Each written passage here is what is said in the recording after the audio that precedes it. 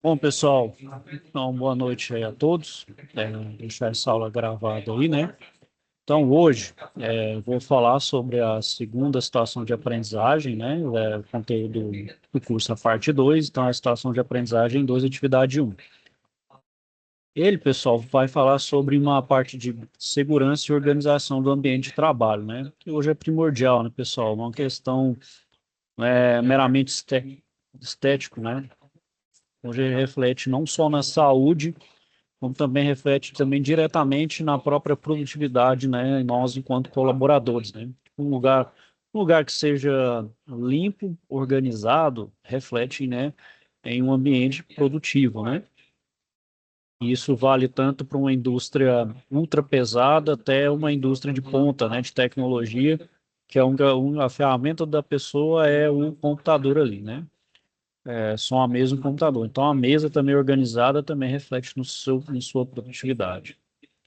Pessoal, vou compartilhar a tela aqui. Então, vamos lá, vamos entender o contexto e ver os assuntos que estão relacionados, certo? Então, vamos lá. A Metaltech realiza paradas programadas para manutenções preventivas dos equipamentos mensalmente. Em uma dessas ocasiões, a Dalton recebeu do seu encarregado uma ordem de serviço para realizar manutenção em uma máquina que estava em local apropriado. A oficina de manutenção de máquina é um ambiente que deve estar sempre limpo, organizado e seguro, conforme as normas, os programas de qualidade, os procedimentos de segurança e higiene do trabalho da empresa. Ao chegar à oficina de manutenção mecânica, Dalton se deparou com várias não conformidades e agora ele precisa preencher o formulário de avaliação de 5S Segurança.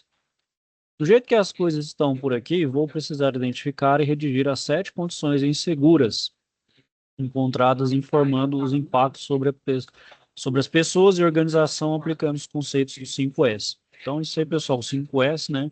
Provavelmente muitos já deve ter ouvido falar, né? Eu vou detalhar aí, né?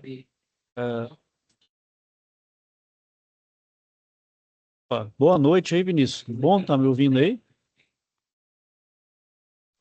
Tô sim.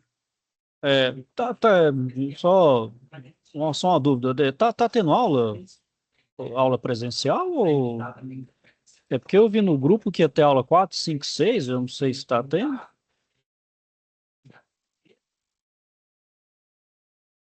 De acordo com o que foi informado, vai sim.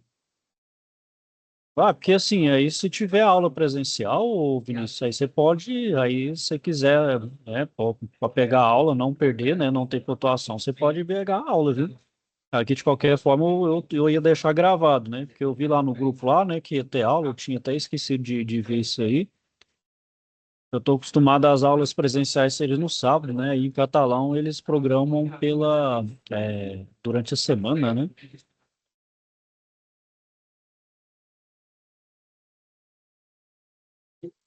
Assim, não sei se não sei se você mora próximo, né, da escola para poder pegar aula presencial. Você está próximo ou não?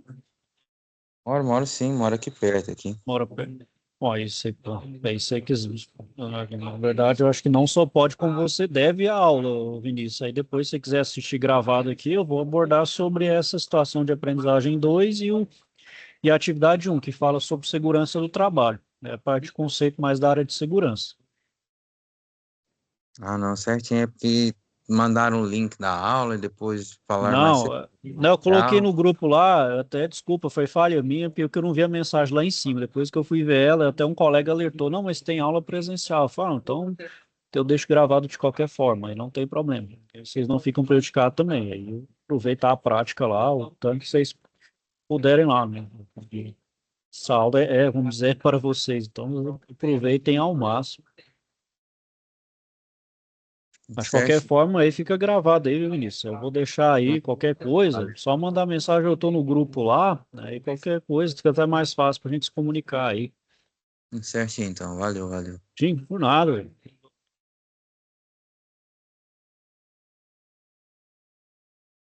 Bom, aí, né, o 5S é uma ferramenta japonesa, né? É um dos assuntos que a gente vai ver aí, né? Bom, então, pessoal,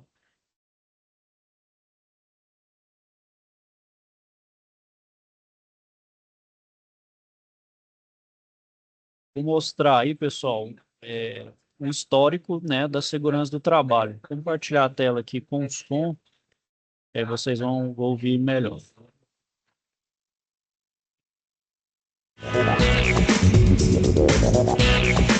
O interesse com a saúde e com a segurança dos trabalhadores não é algo recente, pelo contrário. Dados históricos mostram que ela existe desde o século IV a.C., quando Hipócrates descobriu a origem das enfermidades que atacavam os funcionários das minas e, posteriormente, Aristóteles prestou auxílio aos trabalhadores e se dedicou à prevenção dessas doenças. Também no século IV a.C., Platão, ao estudar o esqueleto, descobriu algumas doenças que eram comuns a certos trabalhadores no exercício de sua profissão. Já no século I d.C., Plínio publicou A História Natural, primeira obra a tratar da segurança do trabalho.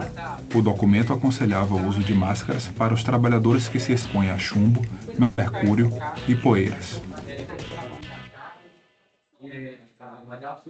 Então, né, pessoal, não é recente, né, a segurança do trabalho em si remonta, então, desde a época da Grécia Antiga, né, então, principalmente quando, né, o pessoal trabalhava e, óbvio, não tinha a menor preocupação, né, e aos poucos foram vendo que tinha essa relação, né, você vê Hipócrates, depois Aristóteles, passando por Platão e Plínio, né, foram verificando, né, principalmente os trabalhadores de mineração, tinha muito problema, né, tanto físico, né, quanto também na questão respiratória, né, então eles foram recomendando ali algumas formas para prevenir essas doenças, né.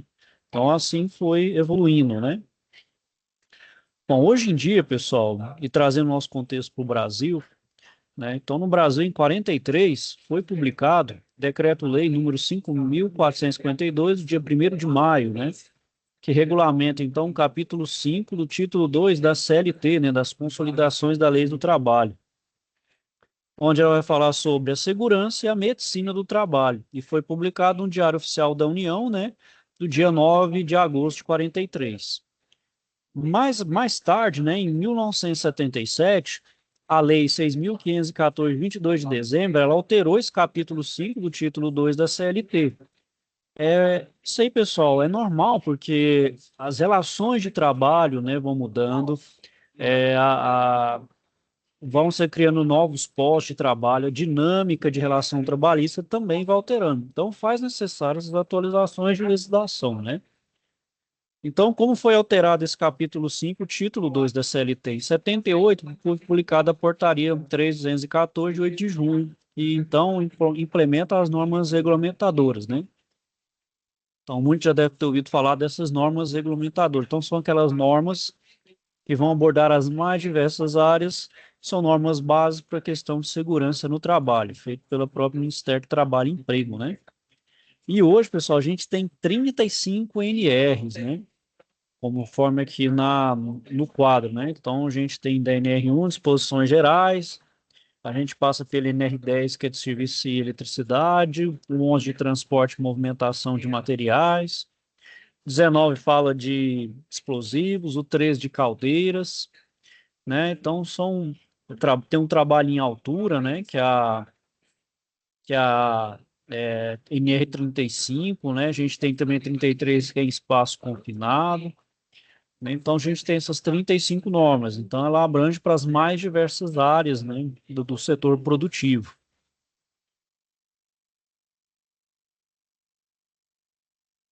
Bom, pessoal, e a parte da segurança, né? Ela não está, óbvio, dissociada da parte das outras áreas, né? Da área produtiva, da área financeira, dos recursos humanos, né? Então, hoje tudo é integrado, principalmente via software, né? Então, a gente tem essa integração, né, na área de segurança, meio ambiente e saúde ocupacional, né? Então, isso é para quê? Para, em algumas situações, era atribuído a métodos antiquados, né? Então, não tinha as áreas, diferentes áreas não conversavam entre si, né? Então, isso gerava muito problema, ou tinha demora dessa comunicação, e nesse espaço, nesse gap entre uma comunicação, já poderia estar acontecendo um acidente, né? Então, não sentia essa cultura da prevenção, né? Bom, então, independente do modelo de sistema, pessoal, né, de gestão, né, seja ela, né, o sistema de gestão, o modelo de gestão ser implantado, tem que estar apoiado, então, em uma mudança atitudinal e comportamental, que forma, então, alcançar a sua efetividade. E, principalmente, né, pessoal, pelas questões de segurança, meio ambiente e saúde tornem valores individuais, não somente prioridades, né? Não é simplesmente, eu tenho que evitar um acidente para eu não ter prejuízo na minha empresa. Pelo contrário, isso tem que ser implantado como uma cultura. O próprio colaborador tem que ter isso dentro de si, né? Como uma forma assim, bom, a minha vida vale muito mais do que o trabalho. O trabalho é importante, claro, sem não tenha dúvida disso. Porém, a sua vida é muito mais importante, né? Então, você é importante para a empresa, você é importante principalmente para a sua família, para as pessoas que você ama, né? Então, coloque isso, essa parte da saúde, da prevenção do acidente, uma coisa própria sua, né? Então, com a mudança de atitude, é comportamental. Não é simplesmente, eu vou fazer porque a empresa é chata, porque o técnico de segurança é chato e eu tenho que fazer isso. Não, olha isso para você mesmo. Não, peraí. Você vê o capacete, né? Pode cair alguma coisa na minha cabeça e eu machucar, posso ter sequela, posso morrer, né? Então, por que que não?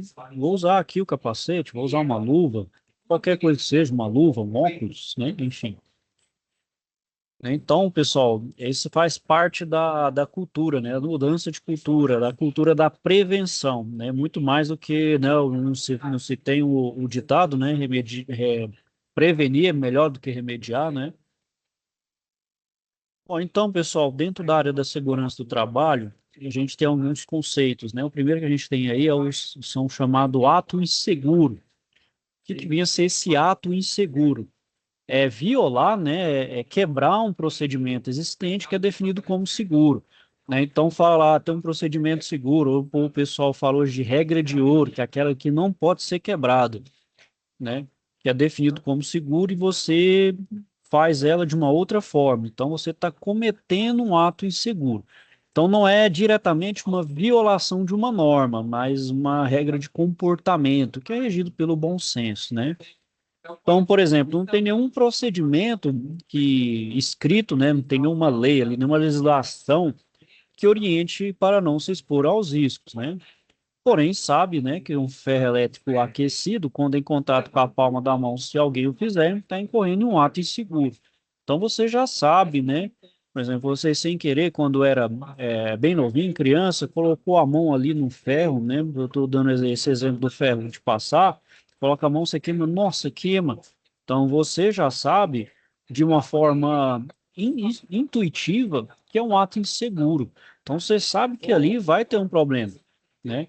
Então não precisa ser nada escrito assim, evite pôr a mão que você vai queimar, porque você já sabe que tem um risco, então não precisa se orientar, né? Então você já sabe que aquilo ali é perigoso, então mesmo que você faça, então isso é um cometimento de um ato inseguro. Então a gente tem três modalidades do ato inseguro, a gente tem por omissão, comissão e variação. Então, por omissão, a pessoa faz, né, não faz, né, o que deveria fazer. Então, por exemplo, deixar de bloquear um equipamento. Então, por exemplo, a gente tem um exemplo de um conjunto motor bomba, né, e tem um eixo que acopla ali para acionar o mecanismo da bomba através do motor, né. Então, a gente tem que instalar uma proteção de acoplamento, porque aqui, né, pessoal, pode essa parte do acoplamento se soltar, ou a gente pôr a mão inadvertidamente, alguém se machucar, né? Uma roupa, né, que enrosca, que é movimento rotativo, enrosca roupa, cabelo, né, uma parte ali que está solta ali enrosca, isso pode gerar, então, lesão, né, então precisa colocar aqui, um acoplamento, né, lá, ó. Então, ó, você deixar de bloquear, por exemplo, o equipamento é um ato inseguro por omissão.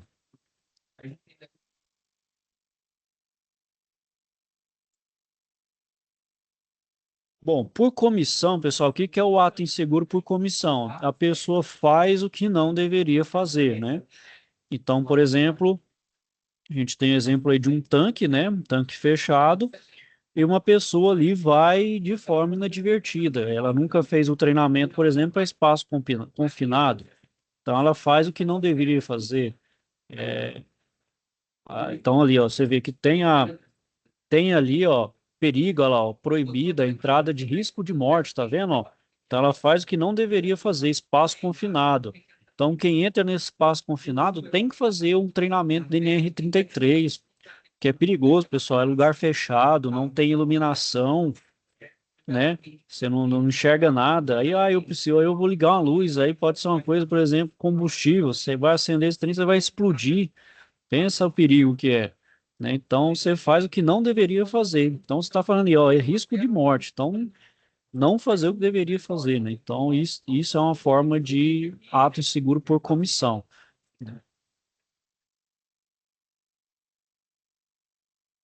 Bom, e o outro é por variação, né, pessoal? A pessoa então faz alguma tarefa de um modo diferente, né? Ou seja, ela não segue aquele procedimento à risca, né? É o famoso tomar um atalho. A gente sabe que isso, principalmente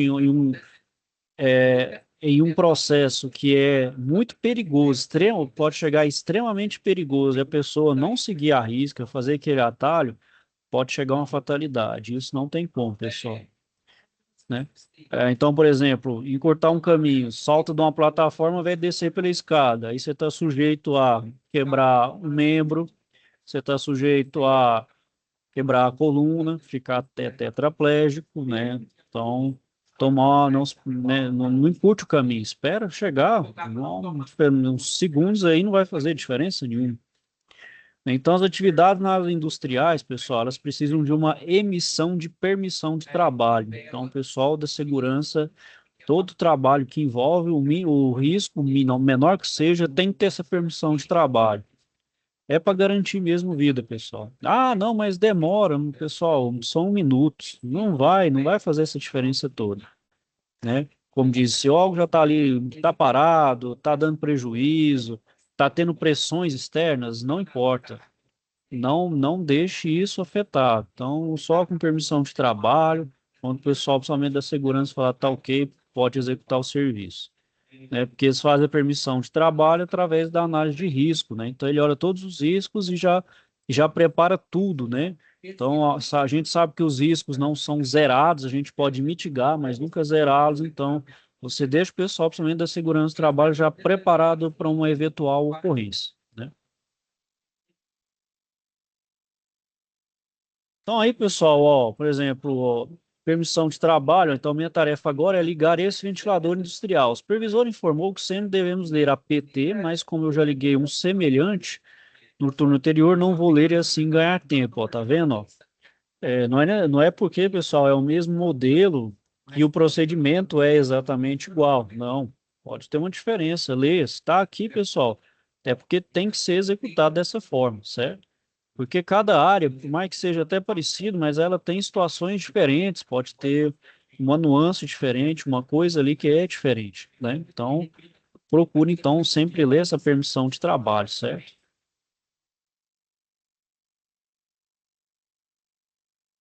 Bom, além dos atos inseguros, pessoal, tem as próprias condições inseguras. O que que vem a ser isso, né?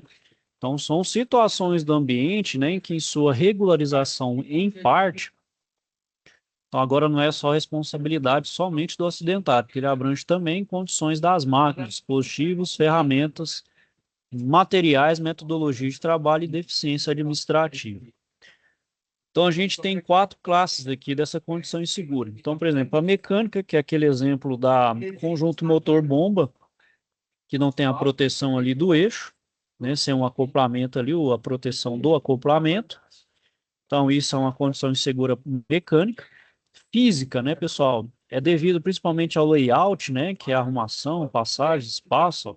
Então, por exemplo, nessa foto aqui, ó, a gente está vendo aí, ó, que tem geralmente, né, é uma área, por exemplo, que fica organização de máquinas ali, de objetos, mesas, e geralmente uma parte que é como se fosse uma pista. E, como dizer, essa delimitação tem que estar totalmente desobstruída. É o que a gente não vê aqui, ó, tá vendo que tá tudo fechado? Tinha que estar tudo aberto, né? O outro é um método, né? Então, por exemplo, fazer uma instrução de trabalho inadequada, ou seja, sem padrão, né? Fazer isso de forma perigosa, um método perigoso, uma supervisão deficiente, né? Então, todo método, pessoal, por exemplo, ter uma máquina que é extremamente pesada, então ter uma forma correta de você se for fazer um levantamento manual, ou se for fazer qualquer coisa usando só a força física ali, ou um método, são fazer da forma correta. Vou usar uma talha, vou usar aquela chama de burrinha, né? Então, a gente tem que usar a forma correta, né? E quando se tem isso, pessoal, geralmente aí reflete até parte da segurança. Poxa, a segurança está lutando para a pessoa fazer com segurança e não faz, né? E tem o ambiental, né? O ambiental é relacionado à ventilação, né? Iluminação, poluição, ruído, né? Então, por exemplo, a gente tem que ter uma iluminação perfeita, né? Para ter uma noção total de espaço, né? Se tiver pelo menos uma parte apagada ali, uma penumbra, já considera uma condição insegura. Questão de ventilação, principalmente para ambientes nocivos, né? Então, ambientes com tóxicos, aí a gente também tem que ter uma ventilação adequada, uma exaustão adequada. Bom, e quais são, pessoal, as condições inseguras? A gente viu isso do ambiente e aos atos do trabalhador, né? Então, a gente tem três situações: a negligência, que corresponde à omissão do ato inseguro, que é o que a gente deixar de fazer o que deve ser feito. Então, por exemplo, deixar de reparar uma escada defeituosa, permitir práticas inseguras. O outro é por imperícia, né, que é derivado justamente da falta de conhecimento ou experiência específica, né, mandar fazer sem estabelecer um procedimento, né, então fazer ali sem dar um mínimo do passo a passo correto, né, então faz aí o se vira, né, então pode ser por imperícia, a pessoa não tem um conhecimento adequado, então ela faz então por imperícia, e outro por imprudência, né, então, mudar, fazer de forma diferente do estabelecido, ou seja, improvisar a ferramenta. Então, você sabe que isso pode dar errado e você está agindo de forma imprudente. Quando a gente fala, estamos sendo imprudentes no trânsito, que a gente sabe as regras do trânsito, então estamos sujeitos ali ao violar aquelas regras. Então, a gente está sujeito a ocorrer em algum acidente, né? Então, pessoal, um ato impensado, ele gera uma ação inconsciente nas dependências de uma unidade industrial, então levando a acidentes com consequências desastrosas, né? Então, com mutilações e até a perda de vida dos envolvidos, né? Então, observar, né, pessoal, essas condições seguras, jamais permitir que os colaboradores ou até você mesmo cometam esses atos seguros, para poder, né, ter o máximo ali de uma boa convivência e também um ambiente de alta produtividade.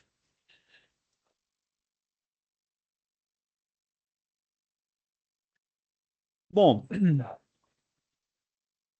saindo então um pouco saindo da parte da segurança, né, e na parte das ferramentas da qualidade, né, pessoal?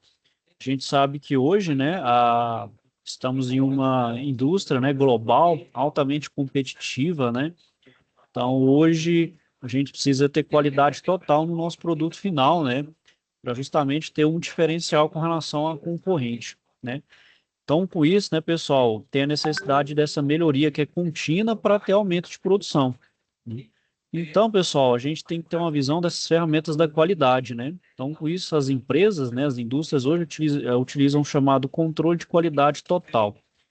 Essa ferramenta, esse princípio, né, por assim dizer, foi originário no Japão. O Japão utilizou muito disso após a Segunda Guerra, né? Principalmente ali depois que estourou ali as bombas de Hiroshima, o Japão ficou praticamente destruído, né? Então eles tiveram que começar do zero e praticamente fazer do zero e repor o tempo perdido, né? Que eles já estavam crescidos, depois repor aquele tempo perdido para poder voltar, né? Então, para essa aceleração, eles tiveram que tomar umas atitudes para, vamos dizer assim, ganhar o tempo, né? Então, eles utilizaram algumas ferramentas, né? Um diagrama de Pareto, o brainstorm, ou tempestade de ideias, o diagrama de causa e efeito, o PDCA, o MASP e o 5S, né? Bom, vamos falar um pouquinho do 5S, né? O que que é o 5S? Ele é um programa formado por um conjunto de 5 conceitos que, inseridos na prática, a gente então é capaz de modificar então o ambiente de trabalho, a maneira de conduzir as atividades cotidianas e até a atitude.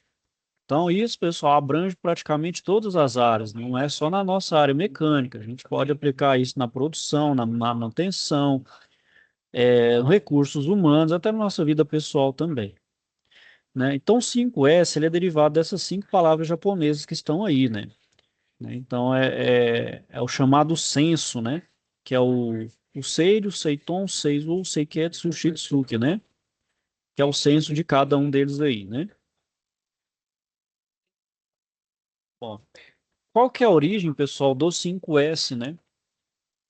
O 5S teve origem no Japão, né? Após a Segunda Guerra, como falei, né? O Japão precisava se reerguer, né? Acelerar essa questão, né?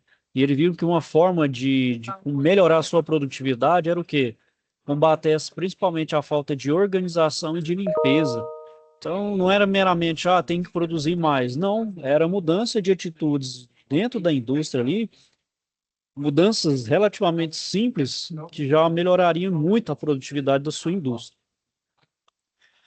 No Brasil, ele foi implantado em 1991, bem tardiamente, com a Fundação Cristiano Ottoni, né? Bom, então os S, que é? O primeiro S é o SERI, que é o senso de utilização, arrumação, organização e seleção. O segundo é o SEITON, que é o senso de ordenação, sistematização e de classificação. O terceiro S é o SEIZO, de senso de limpeza e zelo. O quarto é o Seiketsu, que é o senso de asseio, higiene, saúde, integridade. E o Shitsuke, que é o senso de autodisciplina, educação e compromisso.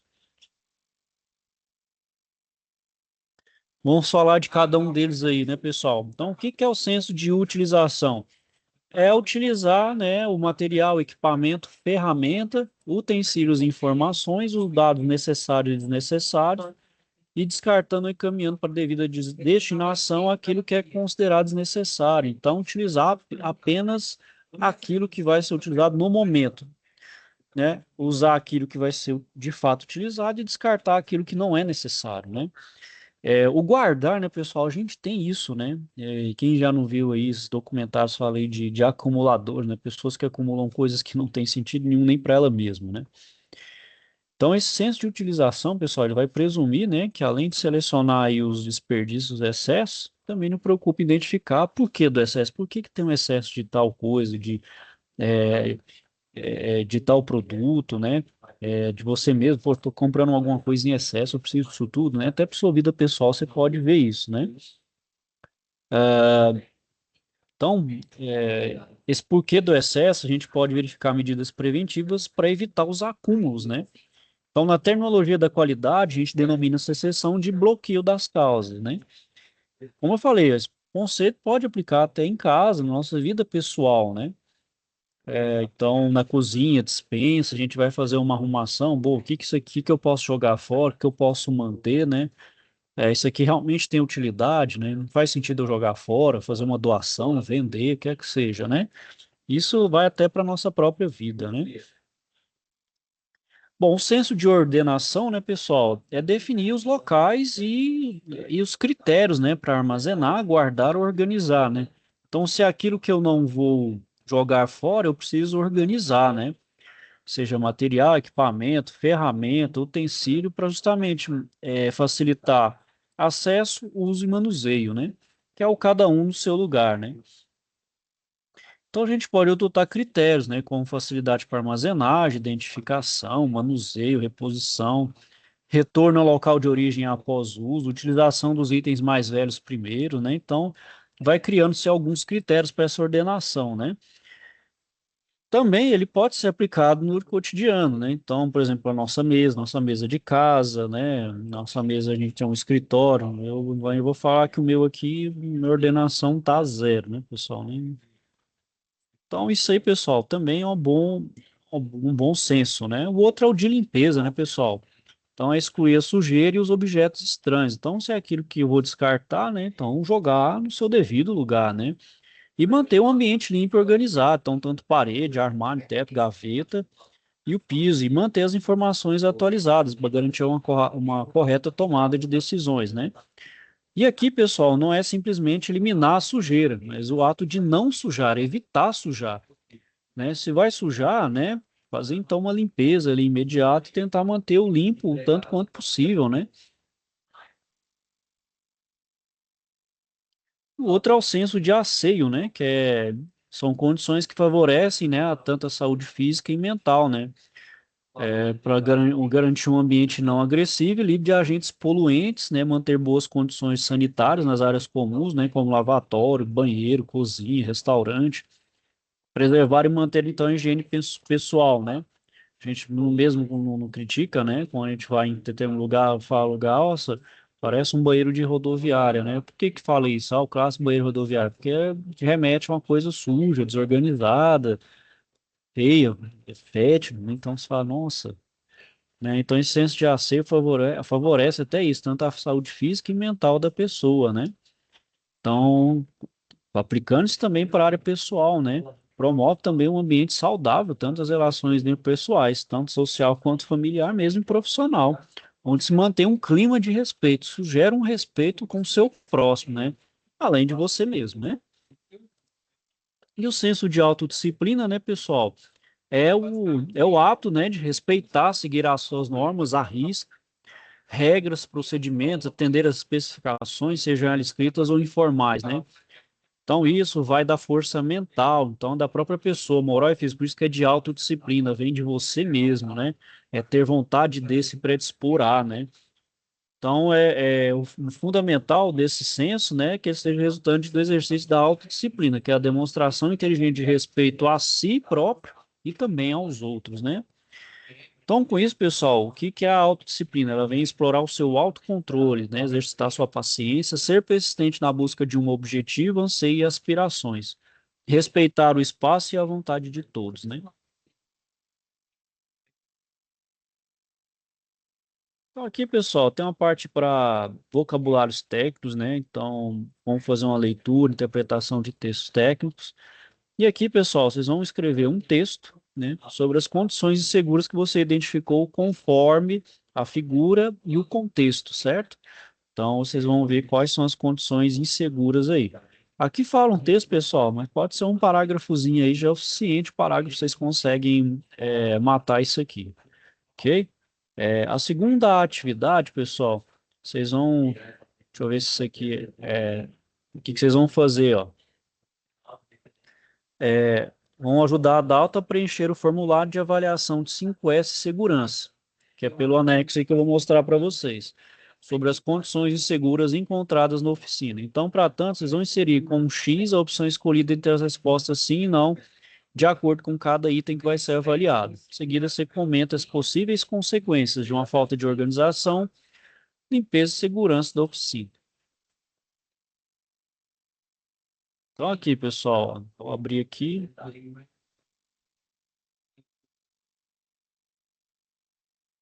Ok, pessoal. Então tá aí, é só preencher então, conforme a figura e com o contexto, certo?